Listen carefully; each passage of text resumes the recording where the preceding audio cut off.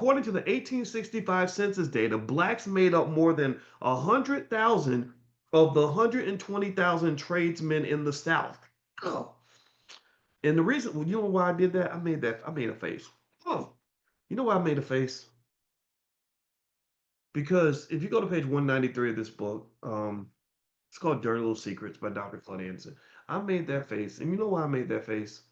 I made the face because I want you to look out your damn window right now and I want you to tell me if you see a group of young black men in their 20s, what percentage of those men are skilled tradesmen? Tell me how many of those young men know how are master plumbers? How many of those young men are excellent carpenters? How many of those young men are bricklayers, welders? Hey, you tell me. Tell me.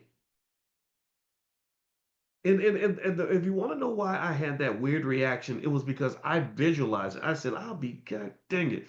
I look outside and I see young black men that are marginalized. No, couldn't build a house if you put a gun to their head.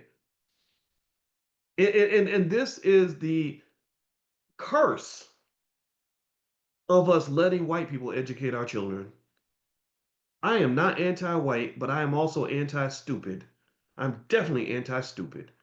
And it is crazy for us to let other people control our educational process because you know as well as I do that the world is not doing right by those damn kids. So when I get my reparations check, first thing I'm gonna do is build another school.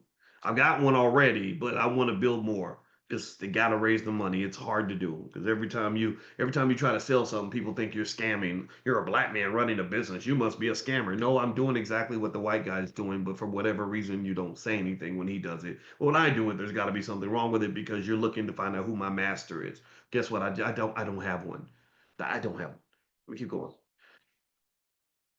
All right. According to the 1865 census data, blacks make up more than 100, made up 100, more than 100,000 of the 120,000 tradesmen in the South. So out of 100, so let's just be clear about this.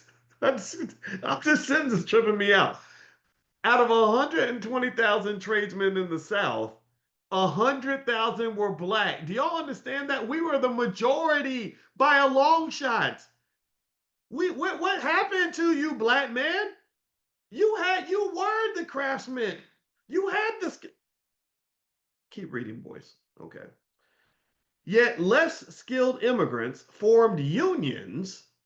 They locked blacks out because they used unity and took over the skilled trades based upon skin color. So they use unity to lock you out of your economics. Before 1880, what is that number? What's that? 5 out of 6? 5 out of 6 of the tradesmen in the South were black. That's about 83% if I'm doing the math right. And then immigrants came in, formed unions, locked you out because you had this kumbaya attitude and you were accepting everybody. And they were like, great, please accept me so I can let me into your house, let me borrow the key, and then I'm going to put you on the porch and lock the damn door. That's what they did. What no, does that or does that not make us stuck on stupid? This whole kumbaya, let's love everybody nonsense. Think about this. We literally are like, come on in our house.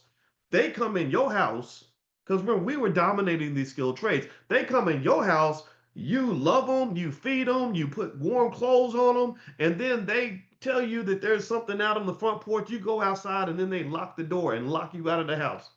That to me, that's what I visualize when I read this. So it says here, less skilled immigrants formed unions, locked blacks out, and took over the skilled trades based on skin color. Blacks were bumped out of the northern factories. So this is what happened in the South. So in the South, you were getting blocked out. Now, let's see what happened in the North. I mean, these are our allies, right? We assume our allies took good care of us, right?